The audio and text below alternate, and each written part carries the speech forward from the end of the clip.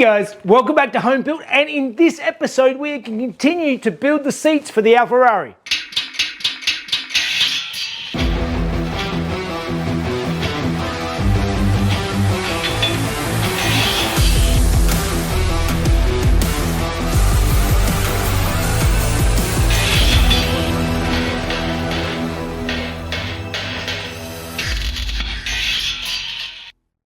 Alright guys, welcome back, and this week I'm going to continue with my trimming. Well Jeff, your trimming has been excellent recently, but how about we take it to the next level with the Platinum Package 4.0 by Manscaped. Whether you trim, shave or go au naturel, the Platinum Package 4.0 has you covered.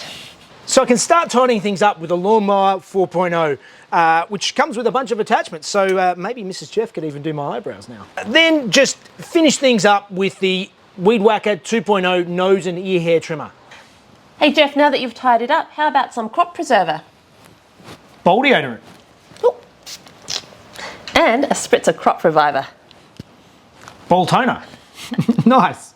So guys, check out Manscaped to get 20% off and free international shipping with 2 free gifts if you use my code at checkout, HBBJ20. Well Jeff, now that you're freshened up, how about you get back to some trimming? All right guys, welcome back, and those watching last week will have seen that I spent a lot of time building the Daytona style inserts for the seats for the Alfarrari. If you missed it, I'll put a link up above so you can catch up, and please think about subscribing. It definitely helps the channel out.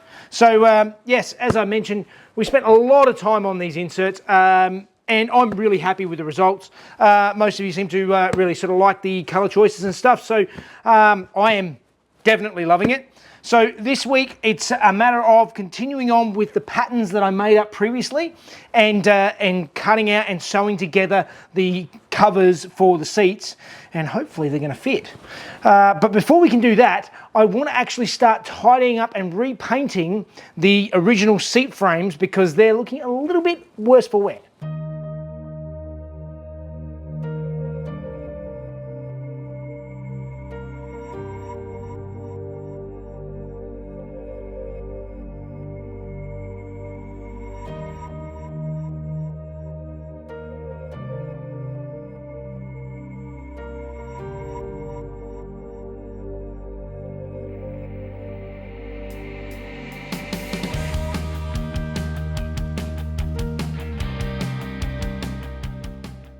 All right, so like I mentioned last week, you saw me make the base panel. This is the base of the driver's seat. So this is the first one I'm going to start with, and this is sewn together, but it's larger than what I need to be deliberately so that I can cut it down and make it fit where I need it to. So what we're going to do now is I'm going to go back to my patterns. I made this into 3 pieces. I'm going to stick these pieces back together again and then make sure this is cut out to the right shape. And then I'm going to go through with all of the rest of the pieces of pattern and cut them out of a slightly thinner foam this time. This is actually about a 6mm foam, whereas I used like a 12mm foam on the back of these pieces. Now it's time to start measuring and cutting out a bunch of bits and pieces, and then we can start sewing it together and hopefully make a seat.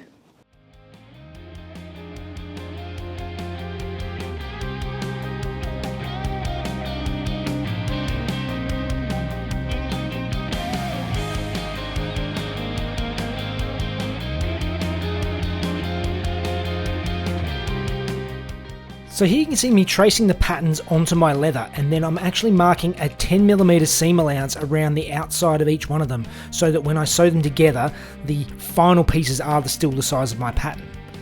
Then I glue it onto my backing foam, and then trim them out to shape. Finally, I trace my pattern again on the back of the pieces so that I have a sewing line.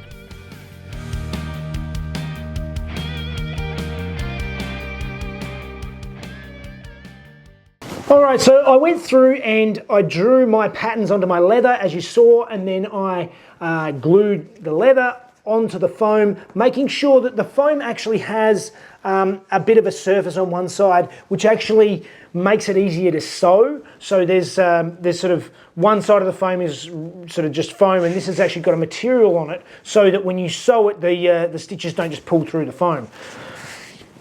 I've cut out my patterns now, and I've given myself a 10mm allowance all the way around the edge. That's my seam allowance, so that the finished outer part will be my pattern, but I obviously have to be able to grab the two pieces together. So I've gone through and done that, and then everywhere where I did my little marks to line up the pattern with the piece next to it, I've gone around and just trimmed out some little notches all the way around the edge of the panel, so that I can see where I'm lining it up, and I just line up the notch on one piece to the next piece and sew it together, and hopefully it ends up as a seat cover. So I'm just going to start sewing and see how we go.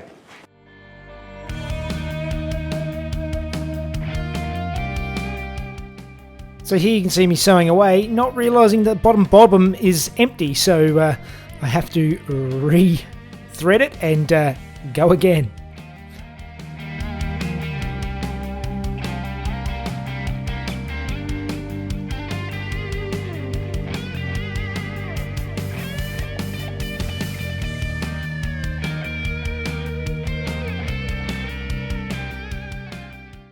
So I've done one side already as a practice, so I'll take you through the process going through it. This is the part which I find more difficult than the first time. Building this centre panel, they're all straight edges, so it's nice and easy.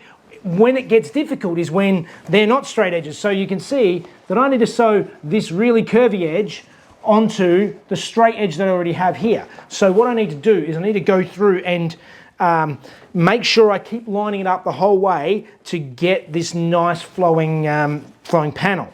And I've got my marks on either side that I still need to line up. So let's start sewing this together, and I'll take you through some of my processes.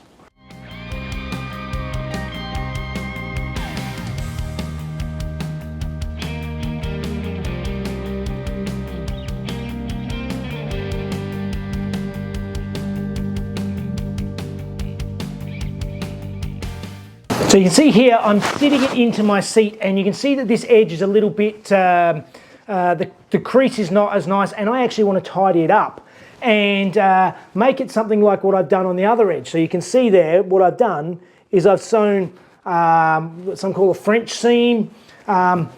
Basically what I've got to do that is I'm going to go underneath, because I've got all this extra foam here that's built up on the edge. I'm going to trim that little bit of foam off, so then I can split these edges and sew it down flat again either side and get my French seam. So I'll go through and sort of show you how I do that as I go now.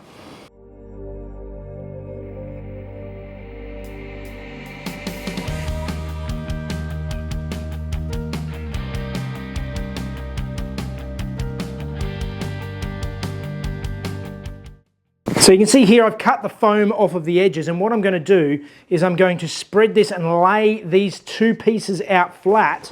So when I sew it, I sew either edge sort of opposite each other, and but I'll sew it from the top, just making sure that those either edge is sitting flat underneath the machine, and that will give me my French seam. So when I first started doing the French seams, like on Harry, I would glue down, and you can do that. You can glue down either side of this. I'm a little bit more confident now, so I can just sort of hold it over in place and sew it, and I'm confident I can get a good result like that. So let's go through now and start sewing in our French seams.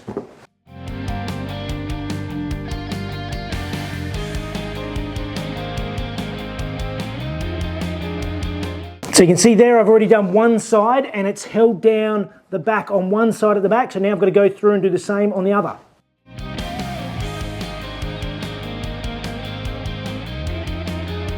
And there we have a French seam. If you can see that, that's sewn all the way along with the double stitching, and I think it's sort of a really nice look on the piece and finishes it off nicely, and also gets a very nice flat seam on the back, as opposed to these seams that are sort of really big and heavy that need to be hidden into the foam. This will sit nice and flat over the top of that foam. All right, so just test fitting it back onto the foam pad, and you can see that it's coming together nicely. It's sort of coming out sort of like what I hoped, but there's a couple of issues. I slept on overnight and I cannot leave it. It's just not good enough. And I'll show you where I messed up. So what I've actually done, where I messed up, is when I did this French seam, I didn't think about where it starts and finishes. And I was trying to sort of start it exposed here, and it looks horrible. It looks wrong. The end of it should actually go underneath this other panel. And I tried to do it after I'd already sewn it together.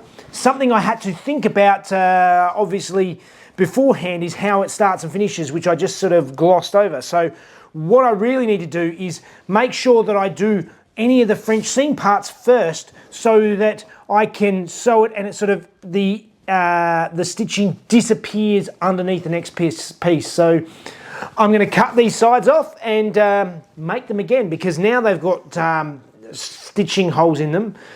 They're messed up. So half of that work I did basically all of yesterday is scrap, and we'll see if we can do it better the second time.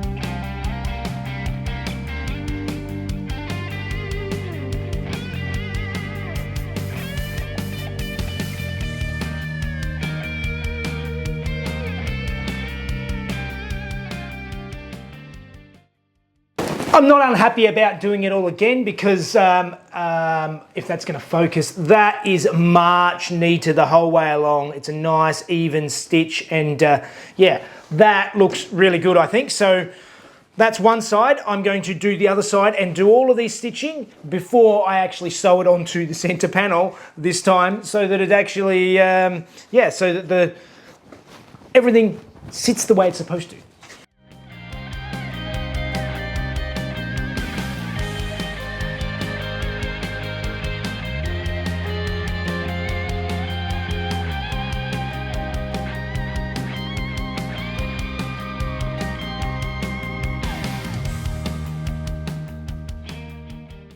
Okay, so I've sewn another couple of pieces together, and one of the things that I wanted to point out is I'm about to sew my French seam on this, and where I sort of had to go around really sort of tight corners, there was a lot of bunching of the material, so I actually trimmed out the leather in those spots so that when I go to sew it all flat, it will lie down nice and flat and sort of give a nice finish.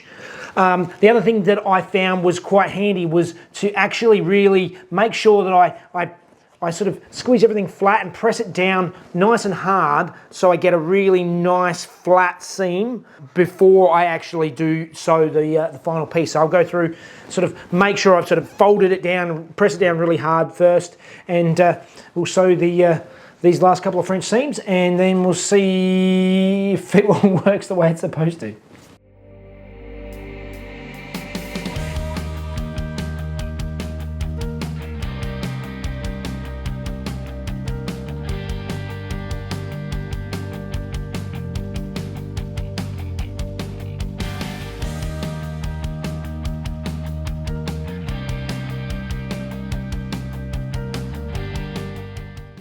All right, and that is the base of my first seat cover, and I am very happy with the with how it's looking.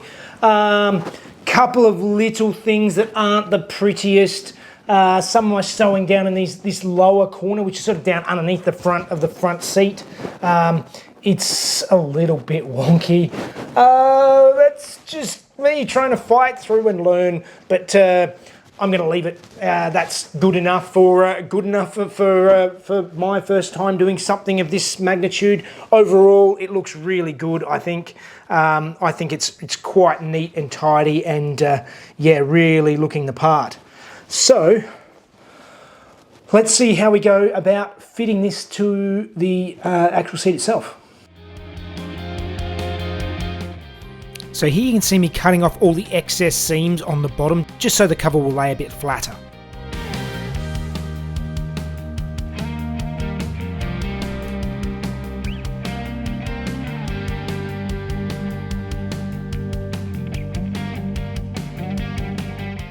So now I'm using a pick and some string to punch through some tie downs to the cover.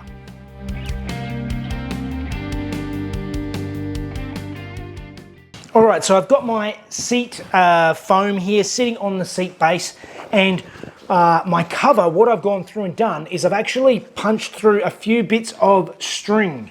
And the plan with this is, as the seat had originally, is I'm going to punch some holes through the foam and pin down the center of the seat to sort of pull down the edges and make sure it sits down nice and neat and tight, and then tie it to the springs underneath so that you get a nice, neat, tight finish. That's the plan. So I've punch my string through, so now it's time to punch some holes in, drag it through, and then put the cover on, and hopefully I can get it sitting nice and tight and neat on the seat. Here I found the tip of a flat blade screwdriver was just perfect to punch the holes through the foam and also to drag through the strings so that I could tie them up on the back.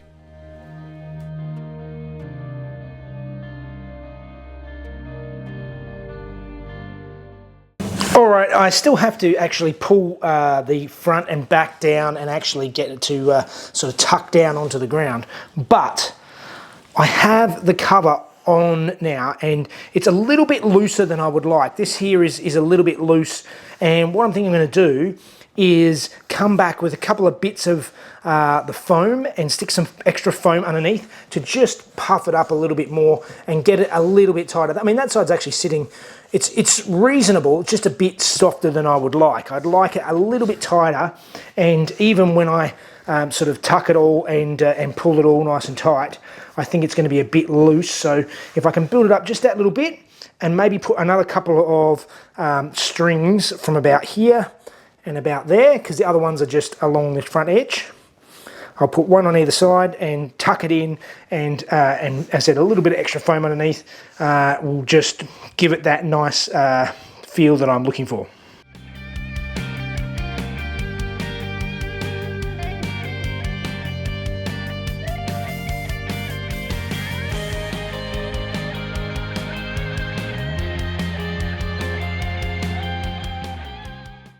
Alright, going in a little bit better. The side bolsters are actually coming out quite decent with some steam and stuff. I think they'll actually be okay once this is all tightened down. The issue I'm having now is this front.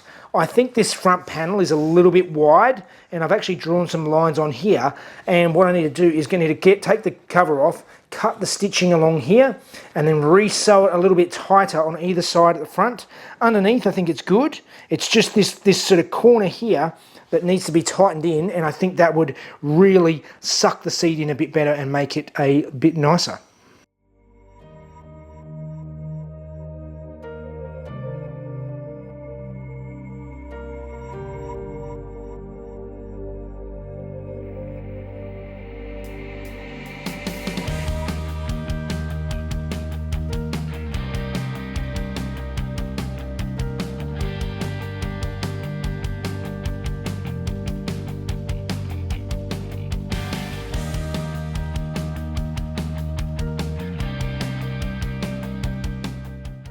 Now I've re-sewn and refit the cover, I'm going through to connect it permanently with hog rings and a bit of glue on the sides to hold it all down nicely.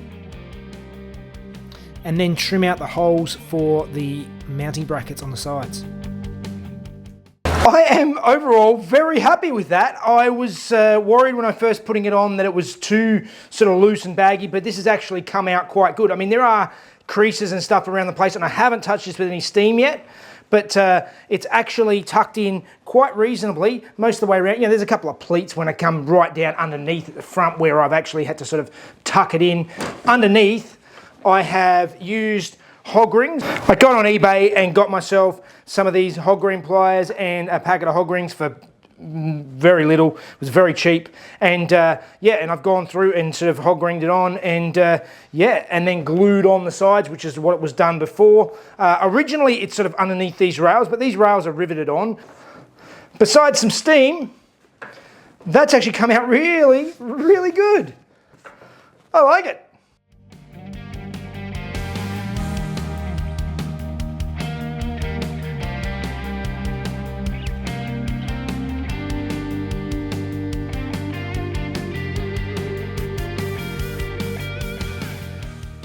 All right, that is 2 seat bases done. Again, I might be doing some extra tweaking and getting this perfect, but I'm definitely out of time. So I think that means it's time for Fun Facts with Mrs. Jeff.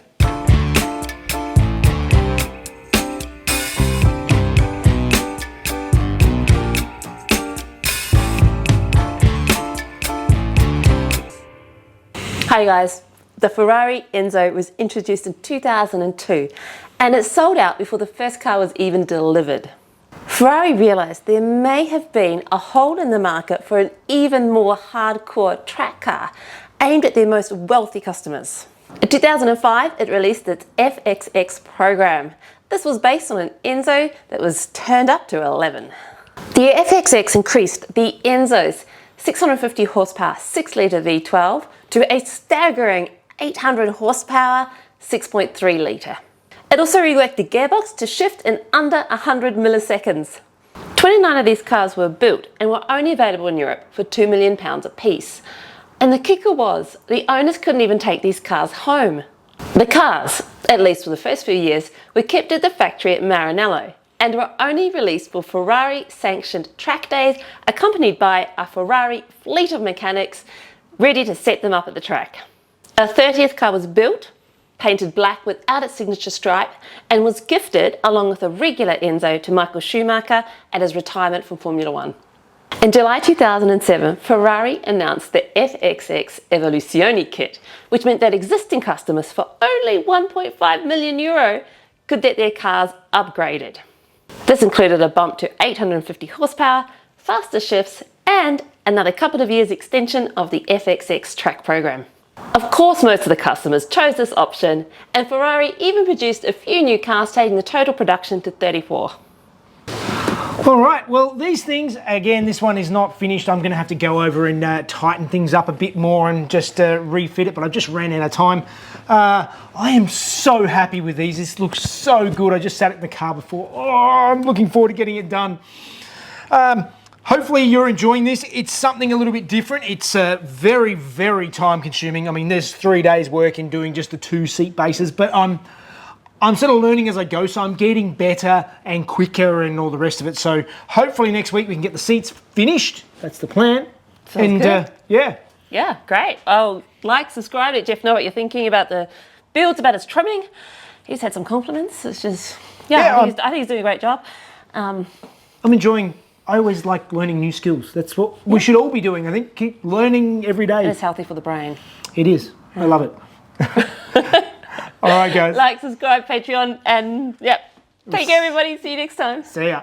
Ferrari realised that there may have been a hole in the market for an even more hardcore track car. It also reworked the gearbox to shift in under 100 milliseconds. A 30th car was